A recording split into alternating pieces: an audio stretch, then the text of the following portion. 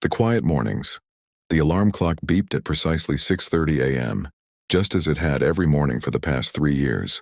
Arjun Mehta's hand reached out automatically to silence it before the sound could travel down the hallway. He lay still for a moment, eyes fixed on the ceiling, gathering strength for another day of carefully constructed normalcy. 3 years. Sometimes it felt like yesterday that Anjali had been beside him, her gentle breathing the first thing he'd hear each morning. Other times, especially when he looked at their daughter, it felt like a lifetime ago. "Daddy, are you awake?" The small voice at his doorway pulled him from his thoughts. "I'm up, Mira," he answered, pushing himself to sit. "Did you sleep well?" She nodded, her dark curls bouncing slightly. At 7 years old, Mira had her mother's eyes, deep brown with flecks of gold that seemed to catch the light even on the darkest days. She clutched her worn stuffed elephant, the one Anjali had given her on her 4th birthday. Just 3 months before the diagnosis changed everything. "I'm hungry," Mira said simply.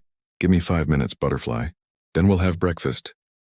Arjun moved through their morning routine with precision. Breakfast, whole grain cereal for him, strawberry yogurt with banana slices for Mira, clothes laid out the night before, teeth brushed for exactly 2 minutes. He'd bought a timer to make sure. Hair combed neatly. By 7:45, they were in his silver sedan heading toward Mira's elementary school. "Ms. Sharma says we're having something special at school today," Mira mentioned as they drove. "Oh? What kind of special thing?" Arjun asked, glancing at her in the rearview mirror. Mira shrugged. "Don't know. It's a surprise. But she said to tell our parents it's important." Arjun nodded, mentally rearranging his workday. As the lead architect at his firm, he had flexibility. But he'd already taken time off last week when Mira had a fever. His colleagues were understanding, but he hated feeling like he was always asking for accommodations. "I'll check with Ms. Sharma when I drop you off," he promised. At the school, Mira's teacher was waiting by the classroom door, greeting each child with a warm smile. Parvati Sharma had been Mira's teacher since the beginning of the school year, and Arjun was grateful for her patience with his daughter, who had become increasingly withdrawn since Anjali's passing. "Mr. Mehta, good morning," she said. "I'm glad you're here. We're announcing our annual heritage project today, and this year we're doing something different. A parent-child collaborative art installation." Arjun felt his stomach drop. "Art installation?" "Yes. Each family will create something representing their cultural heritage or family story. We'll display everything at our spring festival next month." "I see," Arjun said, his mind already racing. Architecture was one thing, precise, mathematical, structured. But creative art? That had been Anjali's domain. Their home still held her paintings, vibrant canvases that Mira would often sit before studying silently. "The details are in this packet," Ms. Sharma continued, handing him a colorful folder. "We're hoping every family can participate." Arjun watched as Mira entered the classroom, her small shoulders carrying the weight of her backpack and so much more. He tucked the folder under his arm, dreading the moment he'd have to explain to his daughter why this particular project might be beyond him. As he walked back to his car, Arjun scrolled through his mental contact list, wondering who might help. His parents were in Mumbai, too far to assist. His colleagues had their own families. And then, almost reluctantly, his thoughts turned to Nisha Rajan, Anjali's best friend since college, an art therapist who lived just across town, whose calls he'd been avoiding for months now. The art project dilemma, the heritage project folder, sat unopened on Arjun's desk for 3 days. Each evening he'd intended to discuss it with Mira, but something always held him back. The memory of Anjali's skillful hands creating beautiful paintings, the knowledge of his own artistic limitations, the fear of disappointing his daughter yet again. On Friday afternoon, Arjun picked up Mira from school to find her unusually animated. She climbed into the car clutching a sheet of paper covered in colorful sketches. "Daddy, I started planning our project," she announced, her eyes brighter than he'd seen in months. "Ms. Sharma says we can make anything, a painting, a sculpture, even a diorama." Arjun felt his chest tighten. "That's wonderful, Butterfly. What are you thinking?" "I want to make a big tree with our family photos and stories in the branches." She pointed to her drawing. "See? This is where Mama's pictures will go. And here's where we can put the story of how you and Mama met at university. And here," her small finger traced a branch, "we can put the recipes Nani taught Mama, the ones she was teaching me before." Her voice trailed off, but the excitement remained in her eyes. Arjun gripped the steering wheel harder. It sounds beautiful, Mira, but I'm not very good at art projects. Not like Mama was. Mira's smile faltered slightly. But Ms. Sharma says parents and kids have to work on it together. Everyone's doing it. I know, Arjun said quickly. We'll figure something out, I promise. That night, after Mira was asleep, Arjun sat at the kitchen table with his phone in hand. The contact was still there. Nisha Rajan. He hadn't called her in almost a year, though she sent birthday cards to Mira and occasional texts checking in. It wasn't that he disliked Nisha. Quite the opposite. Seeing her was simply too painful, too reminiscent of the life he'd lost. Before he could talk himself out of it, he pressed the call button. Arjun? Nisha's voice sounded surprised but warm. Is everything okay? Yes, everything's fine, he said quickly. It's just, Mira's school is doing this art project, a family heritage installation. And I'm completely out of your depth? Nisha finished, a smile in her voice. Despite himself, Arjun laughed softly. Exactly. Tell me about the project, she said. As he explained Mira's tree idea, Arjun found himself relaxing. Nisha asked thoughtful questions, her expertise evident in her suggestions. I could help, she offered after he finished. The community center where I work has all the supplies we'd need. Maybe Sunday afternoon, you and Mira could come by. Arjun hesitated. Accepting help had never been his strength, even before losing Anjali. But Mira's hopeful face from earlier flashed in his mind. That would be really helpful, he admitted. But I don't want to impose on your weekend. It's not an imposition, Arjun, Nisha said gently. I've missed Mira, and honestly, I've missed you too. The simple honesty in her words caught him off guard. After agreeing on a time, Arjun hung up and stared at his phone, wondering if he'd just made a mistake or taken the first step toward something his heart had forgotten was possible. Connection. Colors. Return Sunday arrived with unexpected anxiety. Arjun found himself changing his shirt twice before settling on a simple blue button-down, one Anjali had bought him years ago. He watched as Mira carefully packed her sketches into her backpack, her excitement palpable. Do you think Auntie Nisha will like my ideas? Mira asked, smoothing the wrinkled papers. She'll love them, Arjun assured her, surprised by Mira's eagerness. It had been months since he'd seen her this animated about anything. The community center, where Nisha worked, was a vibrant building splashed with murals. Inside her workspace was a large room filled with natural light, art supplies organized on open shelves and walls covered with artwork from her therapy sessions. Auntie Nisha, Mira called out as they entered, breaking away from Arjun's hand, to run toward the woman arranging materials on a large table. Nisha turned, her face lighting up. Mira, look how tall you've gotten. She knelt down to receive the girl's embrace, then looked up to meet Arjun's eyes. It's good to see you, Arjun. He nodded, suddenly finding it difficult to speak. Nisha looked different somehow. Her hair was shorter than he remembered, falling in soft waves around her face. She wore a paint-splattered apron over a simple kurta, the deep purple fabric bringing out the warmth in her complexion. Thank you for doing this, he finally managed. Let's see what we're working with, she said, guiding Mira to the table. Show me your design, artist. For the next 2 hours, the room transformed into a workshop of creativity. Nisha listened intently as Mira explained her vision, asking questions and offering suggestions without taking over. She showed them techniques for creating texture on the paper tree, mixing colors to achieve the perfect shade of bark, and constructing small photo frames from cardboard and fabric. Arjun found himself drawn in despite his initial reservations. Nisha handed him a brush, guiding his hand to create the sweeping branches. See? You're not hopeless after all, she teased when he successfully blended the browns and greens. Daddy, look, Mira called from her corner, where she was painting small memory symbols to hang on the tree, a tiny replica of their old house, a miniature violin representing Anjali's love of music, a small book for the bedtime stories they all used to share. Arjun watched his daughter, noticing how her movements had become more confident, how she hummed softly to herself as she worked, something she hadn't done since before Anjali's illness. The realization sent an unexpected wave of emotion through him. She's doing really well, Nisha said softly, coming to stand beside him. Art has a way of helping us express things we can't always put into words. I've been so focused on making sure she's fed, clothed, and getting good grades, Arjun confessed. I think I forgot about this part. Nisha touched his arm lightly. You've been doing the best you can, Arjun. That's all anyone could ask.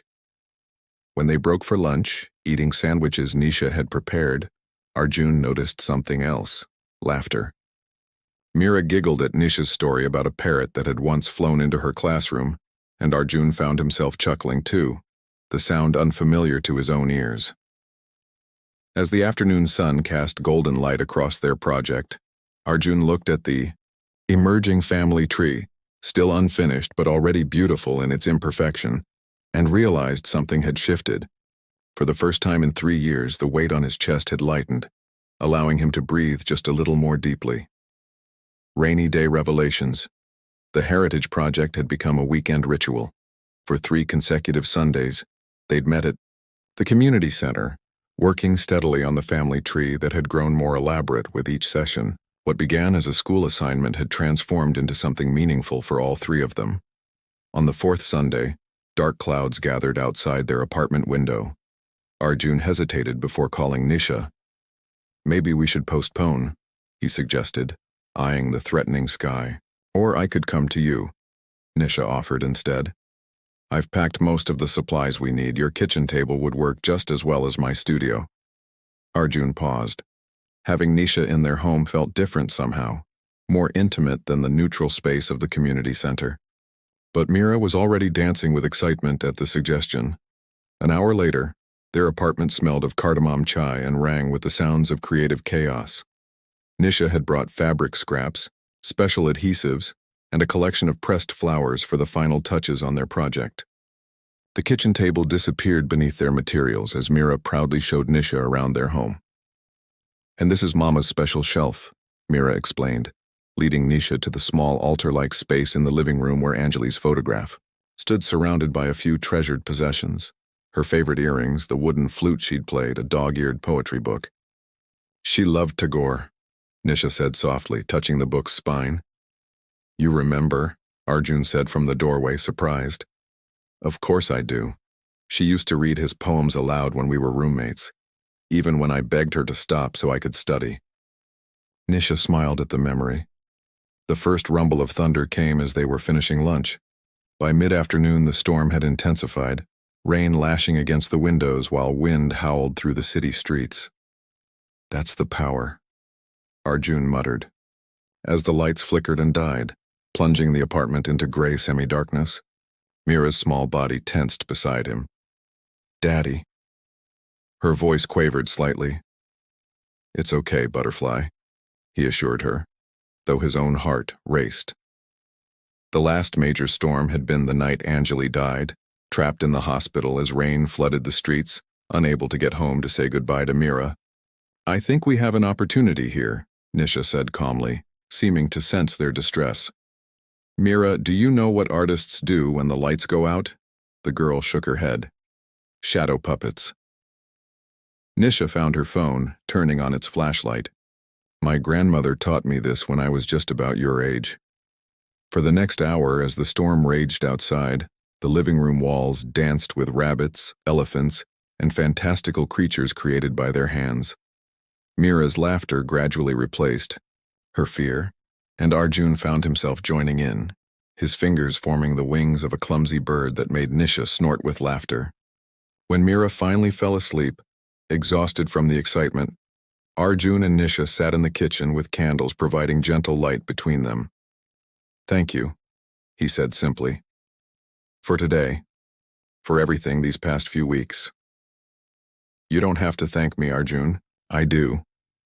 He stared into his teacup. After Anjali died, I shut everything out. Everyone. Even you. Especially you.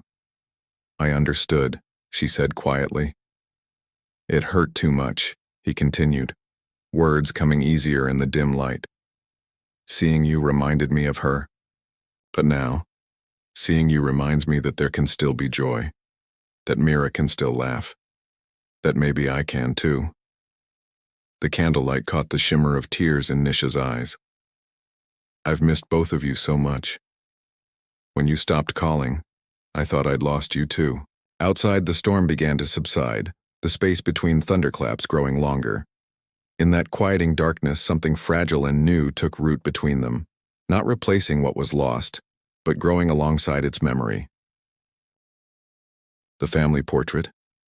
The morning of the spring festival arrived with perfect weather, gentle sunshine warming the air as Arjun helped Mira into her favorite yellow dress. Their family tree, carefully wrapped in protective paper, waited by the door. "Do you think people will like it?" Mira asked, fidgeting with her hair ribbon. "They'll love it," Arjun assured her, "because it tells our story, the real one." When they arrived at the school, the gymnasium had been transformed into a gallery space. Colorful installations lined the walls, each representing a different family's heritage and journey. Ms. Sharma greeted them warmly, directing them to their designated area. "Auntie Nisha is already here," Mira whispered excitedly, tugging Arjun's hand. Sure enough, Nisha stood waiting, wearing a turquoise sari that caught the light as she moved. She'd brought fresh marigold garlands to frame their installation, a traditional touch that made Arjun's heart swell with gratitude for how she honored Anjali's memory within their new connection. Together, they unwrapped their creation. The tree stood nearly 5 feet tall, its trunk solid and rooted, branches extending outward in every direction. Photos, recipe cards, and tiny symbolic objects hung from its limbs, each representing a memory or story. Near the base, they'd recreated the foundation of Arjun and Anjali's life together. In the middle sections, the painful absence after her passing was represented by branches painted in subdued colors, some appearing fragile or broken. But what caught everyone's attention was the upper portion of the tree. There, new growth emerged, vibrant green leaves and delicate blossoms made from paper and fabric. Among these newer branches were photos from their Sundays together, Mira's recent school achievements, and a small painting Nisha had helped Mira create of the three of them. "It's growing," Ms. Sharma observed, studying the installation. "Not just a family tree of the past, but one that's still alive." Throughout the morning, parents and children stopped to admire their work. Mira proudly explained different elements, her voice growing stronger with each retelling. Arjun watched her, marveling at the transformation of his once withdrawn daughter. During a quieter moment, Nisha stood beside him, their shoulders nearly touching. "Anjali would be proud," she said softly. "Of Mira, of all of you, of this." She gestured toward their creation. "You didn't let the story end, Arjun. You found a way to continue it." As the festival drew to a close, the principal announced a special recognition for their installation, Most Meaningful Heritage Journey. When Mira ran forward to accept the certificate, she surprised everyone by pulling both Arjun and Nisha with her. "This is my family," she declared to the crowd, her small hand firmly in Nisha's. Later, as they carefully transported their tree home, not to Arjun's apartment, but to the house they had decided to share together starting next month. Mira fell asleep in the back seat, exhausted from the day's excitement. "She called us her family," Nisha said, her voice tender with wonder. Arjun reached across the console to take her hand.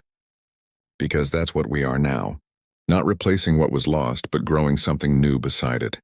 Outside the car windows, the city passed by in a blur of lights and colors, much like the whirlwind of change that had transformed their lives in just a few short months.